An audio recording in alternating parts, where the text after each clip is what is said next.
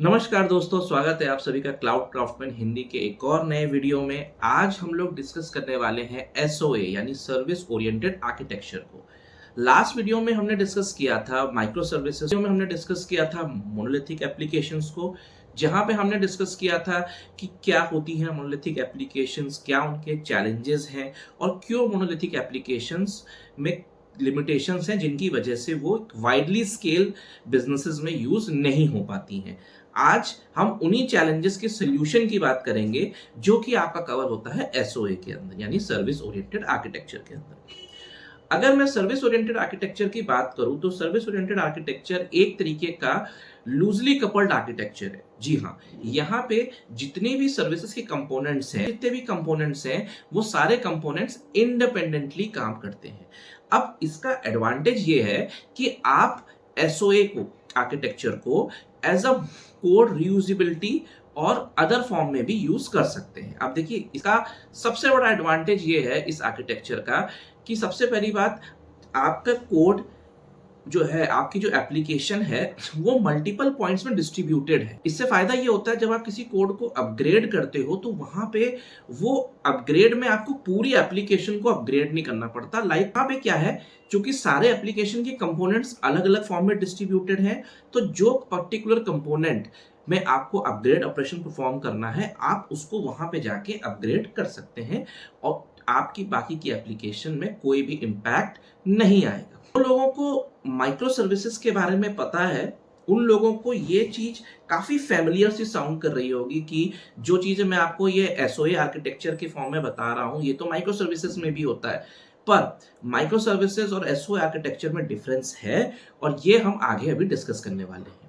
बात करूं SOA architecture के बेनिफिट्स की, तो यहाँ पे सबसे बड़ा बेनिफिट तो ये है कि आपका जो डिप्लॉयमेंट है वो फास्ट हो जाता है, क्योंकि मैंने जैसे कि बताया सारे कंपोनेंट्स अलग अलग हैं, तो आपको हर एक कंपोनेंट का किसी भी कंपोनेंट से कोई डायरेक्ट डिपेंडेंसी नहीं है। तो जब भी आपको कोई अपग्रेड करना है, कोई ऐसा पर्टिकुलर एक्शन परफॉर्म करना है जो किसी कंपोनेंट रिलेटेड है, तो वहां पे पूरी एप्लीकेशन आपकी अनटच्ड रहती है सिवाय उस कंपोनेंट के। दूसरा बेनिफिट है इसका मेंटेनेंस बहुत ज्यादा इफेक्टिव हो जाता है। इफेक्टिव होने से बेनिफिट ये है कि आपने को कोई अपग्रेड करना है, आपको कोई कुछ मॉडिफिकेशन करना है, सारा कुछ आपका इफेक्टिवली मेंटेन हो रहा है।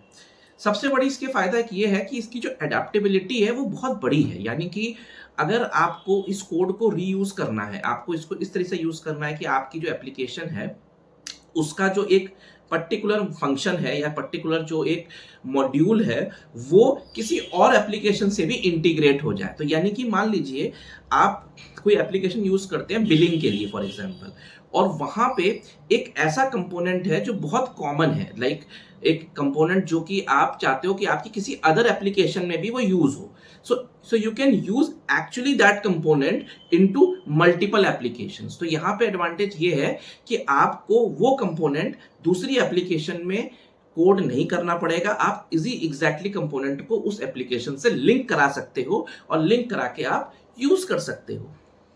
अगर मैं बात करूं इस आर्किटेक्चर के प्रिंसिपल्स की, तो सबसे पहला जो कंसेप्ट है वो होता है इंट्रोपैराबिलिटी। इंट्रोपैराबिलिटी का मतलब वही होता है जो मैंने आपको बताया कि सपोज आपका जो एक पर्टिकुलर एप्लीकेशन है, लाइक मोनोलिथिक एप्लीकेशन की अगर हम बात करें, तो पूरी एप्लीकेशन एक ही लैंग्वेज में लिखी होती है। यानी कि फॉर एग्जांपल मैंने एप्लीकेशन अगर पाइथन पे बनाई है तो उस एप्लीकेशन के सारे कंपोनेंट्स पाइथन पे ही बेस्ड ऑन होंगे। वहीं अगर मैं बात करूं आपके एसओए की, इस केस में जरूरी नहीं है कि आपकी पूरी एप्लीकेशन एक ही लैंग्वेज में बिल्ड हो सकता है आपकी एक एप्लीकेशन है जो कि 5 मॉड्यूल से मिलकर बनी है और वो पांचों मॉड्यूल अलग अलग लैंग्वेजेस और अलग अलग फ्रेमवर्क्स में डिजाइंड है। यानी कि हो सकता है एक आपका पाइथन पे हो, एक आपका डॉटनेट पे हो, एक आपका सी शार्प पे या किसी भी अदर लैंग्वेज पे हो सकता है। तो ये एक तरीके का आपको फ्लेक्सिबिलिटी प्रोवाइड करता है जहां पे आपको कोई भी कोड बार बार आप यूज कर सकते हैं। Second principle as discuss loose coupled and modules आपस में इंडिपेंडेंट है, कोई डिपेंडेंसी नहीं है, कोई एक मॉड्यूल क्रैश हो जाता है, बाकी के 4 मॉड्यूल्स पे कोई डायरेक्ट इंपैक्ट नहीं आएगा, कोई एप्लीकेशन क्रैश नहीं होगी। ये चीजें प्रॉब्लम बहुत कॉमन होती हैं आपकी मोनोलिथिक एप्लीकेशंस पे। क्यों? क्योंकि मोनोलिथिक एप्लीकेशंस डायरेक्टली कर्नल के थ्रू कम्युनिकेट करती हैं। अगर आपको अभी भी कंफ्यूजन है तो वीडियो डिस्क्रिप्शन में है, जाइए और पहले वो वीडियो देखिए, तो आपको उस पर और बेटर अंडरस्टैंडिंग मिलेगी। कैसे काम करती है आपकी सर्विस ओरिएंटेड आर्किटेक्चर की एप्लीकेशन। सो देखिए, इसका जो कॉन्सेप्ट है वो डिफरेंट नहीं है, ये भी सेम वही ऑथेंटिकेशन और ऑथराइजेशन मैकेनिज्म पे काम करती हैं जैसे आपकी बाकी की एप्लीकेशंस करती हैं। But the only difference is यहाँ पे जो भी कम्युनिकेशन होता है वो कुछ सिलेक्टेड कम्युनिकेशन प्रोटोकॉल्स के थ्रू ही होता है, जैसे कि आपका सोप हो गया, आपका रेस्टफुल HTTP हो गया, आपका अपाचे थ्रिफ्ट हो गया, आपका अपाचे का एक्टिव MQ हो गया, और आपका जावा मैसेजिंग सर्विस भी हो सकती है। लेकिन जो मेनली जो सबसे ज़्यादा यहाँ पर चीज़ें यूज़ की जाती है वो या तो सोप की जाती हैं या फिर वो आपकी रेस्टफुल HTTP यूज़ की जाती है इन एप्लीकेशन और मॉड्यूल्स को आपस में कम्युनिकेट कराने के लिए। यहाँ पे एक बहुत क्वेश्चन पूछा था इंटरव्यूज में कि ESB क्या होता है सर्विस ओरिएंटेड आर्किटेक्चर में। अब ये जो ESB होता है ना, इसका मतलब होता है एंटरप्राइज सर्विस बस।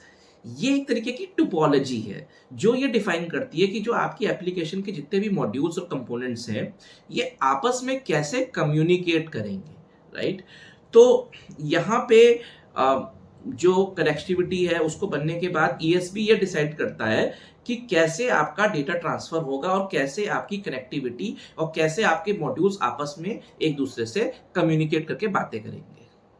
तो तारीफ बहुत सारी हो गई, अब थोड़ी सी इसकी लिमिटेशंस की भी बात कर लें, क्योंकि कोई भी चीज़ परफेक्ट नहीं है इस यूनिवर्स में।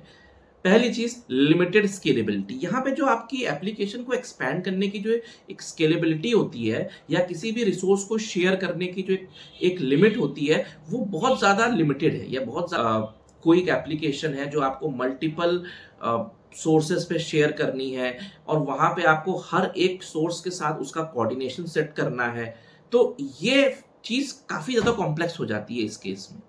दूसरी पॉइंट ऑफ फेलियर, जैसे कि हमने अभी समझा कि जो आपका ESB होता है एंटरप्राइज सर्विस बस, वो रिस्पॉन्सिबल होती है सारे कंपोनेंट्स के आपस में कम्युनिकेट कराने में। इन केस अगर आपका ESB डाउन हो जाता है तो उस केस में आपकी पूरी एप्लीकेशन क्रैश हो जाएगी। तो जैसे कि मोनोलिथिक एप्लीकेशंस पे कर्नल यूज होता है एज अ सेंट्रल मैकेनिज्म जहां से सारी एप्लीकेशंस और सारे मॉड्यूल आपस में इंटरलिंक्ड होते हैं, इन अ सेम फैशन यहाँ पे ESB होता है। तो अगर मोनोलिथिक में कर्नल फेलियर होता है तो इसमें ESB फेलियर होता है, तो दोनों ही इस लेवल पे मात खा जाती है। अब बात करते हैं थोड़ा माइक्रो सर्विसेज के बारे में कि माइक्रो सर्विसेज इससे क्यों डिफरेंट है। हालांकि मैं इसके ऊपर एक सेपरेट वीडियो बनाने वाला हूं जहां पे मैं माइक्रो सर्विसेज को बिल्कुल डिटेल में डिस्कस करूंगा, पर यहाँ पे सवाल उठता है कि जब हम बात करते हैं कि माइक्रो सर्विसेज की, तो क्वेश्चन उठता है कि माइक्रो सर्विसेज के ऐसे क्या बेनिफिट्स हैं जो SOA में नहीं है, राइट। तो देखिए, माइक्रो सर्विसेज को मैं अगर बोलूं तो वो एक SOA का प्यूरिफाइड वर्जन है, यानी कि जो आपका SOA सर्विसेज होती हैं ये एक्चुअल में एज अ फर्स्ट जनरेशन है एंड उसका सेकेंड जनरेशन आपकी माइक्रो सर्विसेज है। तो माइक्रो सर्विसेज मेनली डिप्लॉय की जाती है क्लाउड बेस्ड इंफ्रास्ट्रक्चर में, राइट, जहां पे आप अपने प्रोसेसेस को और माइनर लेवल पे बाइफरकेट कर सकते हो। यानी कि एग्जांपल के तौर पे जैसे मान लीजिए आपकी एक एप्लीकेशन है जिसके 2 कंपोनेंट्स हैं। मैं बहुत इजी वे में आपको बताता हूँ। 2 कंपोनेंट्स हैं। पहला कंपोनेंट है जो उसका फ्रंट एंड का पार्ट हैंडल करता है एंड दूसरा कंपोनेंट है जो बैक एंड का पार्ट हैंडल करता है। बैक एंड में मान लीजिए डेटाबेस है और फ्रंट एंड में मान लीजिए एक एप्लीकेशन है जहां पे आपको कंसोल मिलता है जिसपे आप इंटरेक्ट करते हैं आपके यूजर्स। अब जब आप फ्रंट एंड की बात करते हो तो आप SOA आर्किटेक्चर में ये कह सकते हो कि हमने यहाँ पे 2 डिफरेंट मॉड्यूल्स बना दिए, front end back and, right. दोनों एक दूसरे से डिपेंडेंट नहीं है। अगर आर्किटेक्चरली वाइज आप इसको से समझ सकते हो।